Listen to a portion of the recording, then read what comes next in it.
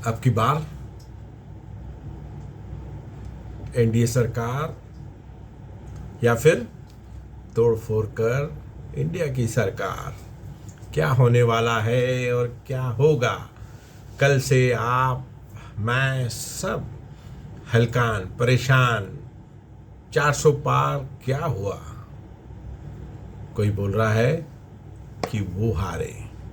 कमाल है, जिन्हें 30% मिला वो 80% को हारा हुआ फेल बता रहे हैं, और जो 100% का दावा कर रहे थे वो कर रहे हैं हम 80% तो लाए, तो जीते तो हम हैं। ये कयासबाजी और ये सुबह से शाम के बीच हालातों का, नतीजों से माहौल का बदल जाना, इसे ही कहते हैं राजनीति। कल से, कब से क्या हो जाए, इसका जीता जागता सबूत आपको कल 4 तारीख को देखने को मिला। क्योंकि एक दिन पहले एग्जिट पोल ने तो ऐसा पिटारा खोला कि बेचारे विपक्ष, इंडिया गठबंधन के लोग मायूस, थके हुए, दुखी हो गए। मजबूरन उन्होंने मीटिंग कर कर अपना दावा पेश किया कि हमें 295 प्लस आएगा। उनका दावा भी फेल हो गया, एग्जिट पोल भी फेल हो गया, भाजपा का 400 पार का नारा भी फेल हो गया। तो जीता कौन? तो जीता election commission of India, EVM, उनका तंत्र, क्योंकि उस पर किसी ने अभी आरोप ही नहीं लगाया। इस बार बच गया, ईवीएम बेचारा जीत गया। इलेक्शन कमीशन ऑफ इंडिया की पूरी कोशिशें जीत गई, क्योंकि उस पर आरोप लगाने का तो किसी को अब अवसर ही नहीं, मौका ही नहीं। ठीकरा किस पर फोड़े?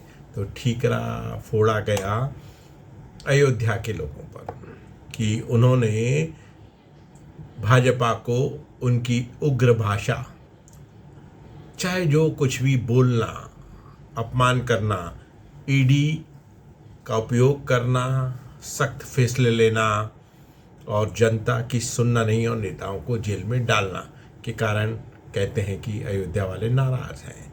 नाराज है इसलिए कि राजपूतों का अपमान किया भाजपा ने, नाराज इसलिए कि किसी की भी नहीं सुनते, नाराज है कि उनका घमंड ईगो इतना बढ़ गया है कि वो अपने साथी, अपने लोगों को कुछ भी नहीं समझते।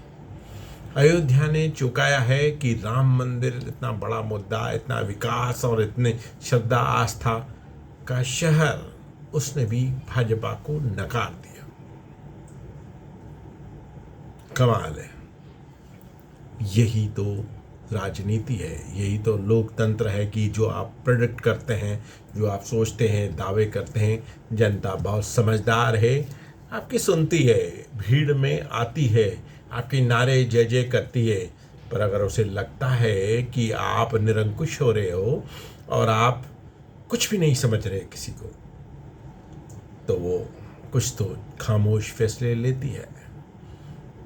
पर इसके साथ ही इसका दुखद पहलू भी है कि फ्री की रेवड़ी, टकाटक 1 लाख के वादे, कुछ तो भी कमिटमेंट करना जिसका कोई भी फाइनेंशियल तैयारी नहीं, जिसकी सोच नहीं, देंगे कि नहीं, केवल और केवल वोट लेना है। आप देखिए, आज ही लखनऊ और यूपी के कितने शहरों में मुस्लिम महिलाएं गारंटी कार्ड लेकर आ गई। उसमें लिखा है कि 1 लाख रुपए 5 जून से आपको मिलेंगे, आपके खाते में खटाखट आएंगे 8,500। तो दीजिए, या आपने, कांग्रेस ने गारंटी कार्ड दिया था, उसको पूर्ति कीजिए, बताइए या कब से हमारे खाते में आएंगे। मुस्लिम महिलाएं कांग्रेस के कार्यालय के बाहर खड़ी हैं और उस गारंटी कार्ड को दिखा रही हैं मीडिया को।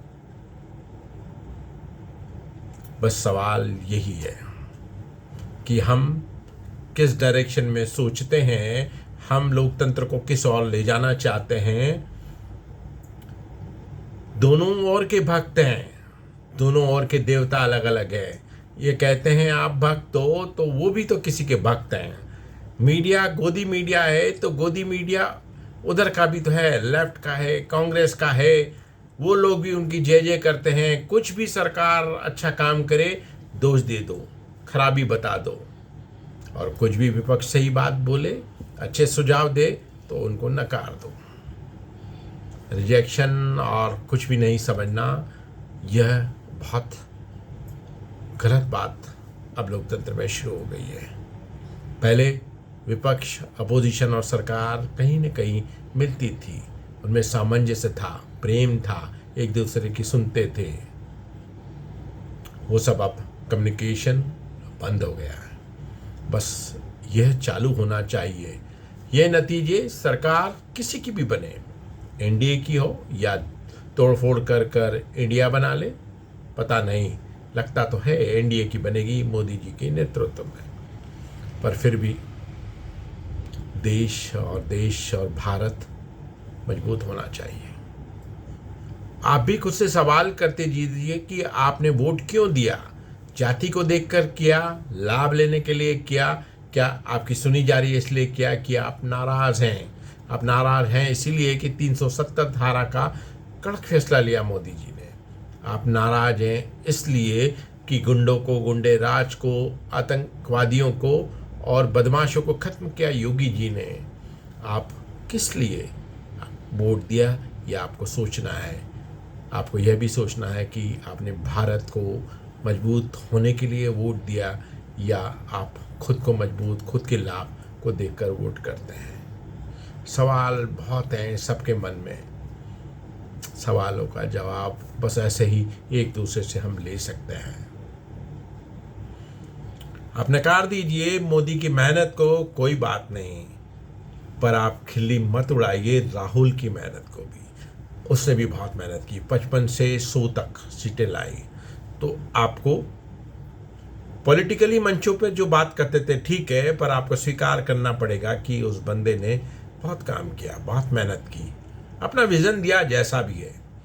तो आपको उसकी मेहनत को भी स्वीकारना होगा, या विपक्ष की मेहनत को, गठबंधन को भी स्वीकारना होगा। जैसे एनडीए और मोदी और उनकी अन्य पार्टियों को भी हम कह रहे हैं कि आपने बहुत मेहनत की, आपने बहुत अच्छा किया, तभी तो आप सरकार बनाने के करीब हैं।